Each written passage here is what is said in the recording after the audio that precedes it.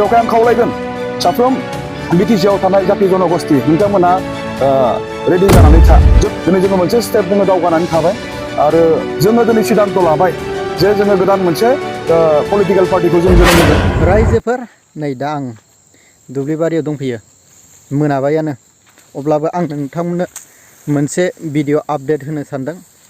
बे आपडेटआनो जाबाय जोंना BTRआव मोनसे पलिटिकल हान्जा गोदान पलिटिकल राजखान्थि हान्जा दिनै डिक्लेयार बा दसे समनि उनावनो गुसुं समनि उनावनो राजखान्थि हान्जाया डिक्लेयार खालामो। बे जाहैबाय इउनाइटेड फ्रम XNDP निफ्राय जानो हागौ। नोंथांहा भिडिअखौ नायबानो मेलेमजिबि सुबुं रायजो राजाफोरखौ जोङो लिंदों आरो लोगोसे जोंखौ जि समाव थैथाङै सहाय खालामबोनाय माखासे संगठनफोर बिसोरखौ जोङो हांख्रायनानै नैबे बरबरियाव दिनै जोङो सावरायलायदोंमोन आरो बे सावरायनाया स्पेसियेलि मोनसे गोदान political party United from of XNDP नि नाजानायाव जोनोम होनायनि सायावनो सावरायनाय जादों आरो बेयो बिराद मोजां रोखोमै जोंहा बारलांबाय। दिनै जोङो मोनसे स्टेप जोङो दावगानानै थाबाय आरो जोङो दिनै सिद्धांत लाबाय जे जोङो गोदान मोनसे पलिटिकल पार्टिखौ जों जोनोम होगोन आरो बे पलिटिकल पार्टिया मानि थाखाय जोनोम मोनगोन बे पलिटिकल पार्टिनि गेजेरजों जोङो मा खालामनो नागिरदों बेखौ दिनै जोङो बावैसो गुसुं समनि गेजेरावनो रायजो राजानि खाथियाव थांनानै जोङो फोरमायहैगोन जों मानि थाखाय थामथि पलिटिकल पार्टिखौ BTRआव जोनोम होनो गोनां जाखो जोंहा मा दरखार दङ।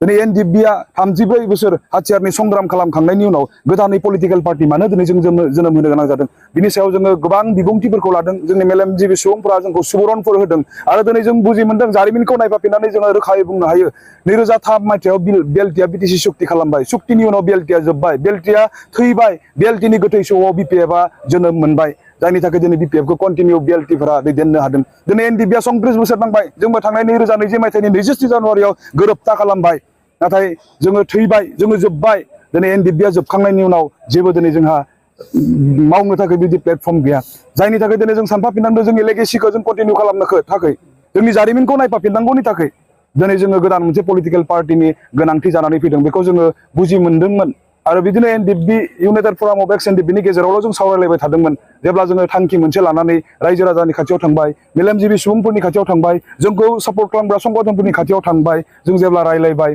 गोबांथार जों सुबुरुनफोरखौ बै समावबो जों मोनबोबाय आरो दिनैनि तारिखाव अर्थात दिनै बरबरिनि बे जोंनि डिजिगनेटेड केम्प गोदोनि बेयाव जि सावरायमेल बेयाव जोङो फुल्लि सापर्टखौ जों मोनबाय आरो मोनसे फाइनाल स्टेपआव फैबाय जे 100% जोङो गोदान मोनसे पलिटिकल पार्टिखौ खोब गुसुं समनि गेजेरावनो जोङो डिक्लेयार खालामगोन। दिनै जों बेबायदि पर्यायाव बे सावरायनायनि गेजेरजों जों सफैनो हाबाय। थ' बेवहाय आं खावलायगोन साफ्रोम BTRआव थानाय जाति जनगोष्ठी नोंथांमोना रेडि जानानै था जों नोंथांमोननि थाखाय मावनो जों नागिरदों। दिनै बे 17 बोसोराव जोङो जि सरकार नुबाय बे 5 बोसोराव जों जि सरकार नुबाय बिनिख्रुइ जोङो साबसिन जों मावनो नागिरदों मानसिनि थाखाय जों मावनो नागिरदों बे थांखिखौ लानानैनो दिनै जोङो गोदान मोनसे पलिटिकल पार्टिखौ जों जोनोम होनो नागिरदों। बे पलिटिकल पार्टिया रावनिबो हेंथा नङा बे मानसिनि थाखाय जागोन। जों जिहेतु दिनै नासयजानाय गादब जानाय सोबख' जानायनि थाखायनो जों जुजिनो गोनां जादोंमोन जाहाथे जोंबो बुहुमनि बिखायाव मान सनमान जों देरगा दुग्गायै थांनानै थानो हायो। जोंनियावबो लामा मोजां जायो जोंनियावबो हस्पिटाल जायो जोंनियावबो इउनिभारसिटि जायो गुबुना जेरै हरनि खोमसियाव स्राङाव थानो मोनो जोंबो जाहाथे जों स्राङाव थानो मोनो बेबायदि माखासे थांखिफोरखौ लानानैनो दिनै NDPआ जुजिबोखादोंमोनखा। थ' दिनै जों नायदों दिनै जोङो बे 17 बोसोर जि सरकार नैबे 5 बोसोर जि सरकार बिनिख्रुइ जोङो बेटार मोनसे अल्टारनेटिभ मोनसे पलिटिक्सखौ राजखान्थिखौ दिनै जों लाबोनो नागिरदों आरो थोंजोङै जुदि बुङोबा बे राजखान्थिया मानसिनि थाखाय राजखान्थि जागोन। दिनै जोङो सोरनिबा सरकारजों खालामनो नागिराखै दिनै जों नुदों BTCआव मोननै टार्मसनि सरकार बारलांबाय जों नुदों स्ल'गान हिसाबै हाग्रामा महिलारि सरकार जों नुदों स्ल'गान हिसाबै प्रमोद बर' सरकार नाथाय जोंनि जि मोनसे गोदान पलिटिकल पार्टिया दिनै सरकार दानो थांदों बा जों जुजिनो नागिरदों बियो नाथाय जोंनि सरकार जोंनि BTC जों गासैखौबो लाफानानै मानसिनि मोजां खामानि मावनो थाखाय जों सिन्था खालामनानै नैबे गोदान मोनसे पलिटिकल पार्टिखौ जों जोनोम होनो नागिरदों। नोंथाङा थारैनो मोजां कुइसनखौ आंखौ सोंदों। दिनै पलिटिकल पार्टिया BTCनि इलेक्शना खाथिखाय जोङो सिगां BTCखौ जों टारगेट खालामग्रोदों आरो बिनि उनाव जोङो सारा आसामाव जोंनि बे पलिटिकल पार्टिखौ जों फेहेरगोन जेराव जोंनि सुबुंफोर दङ जेराव जोंखौ हास्थायो जेराव जोंखौ मोजां मोनो बेबायदि जायगासिम जों लांनानै जोंनि बे पलिटिकल पार्टिखौ जों फेहेरनो जों सिन्था खालामनानै दङ। रायजोफ्राबो गासै मिथिखाबाय जोंनो मानि थाखाय BTCआव राजखान्थि हान्जा थामथि राजखान्थि हान्जा गोदान जानो थांगासिनो दङ।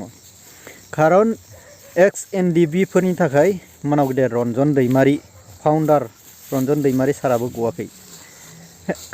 खारन जोंनि गांनाय उखैनाय अभाब अभिजोबा रायजो राजानि थाखाय सेटिसफाइड जाजोबाखै।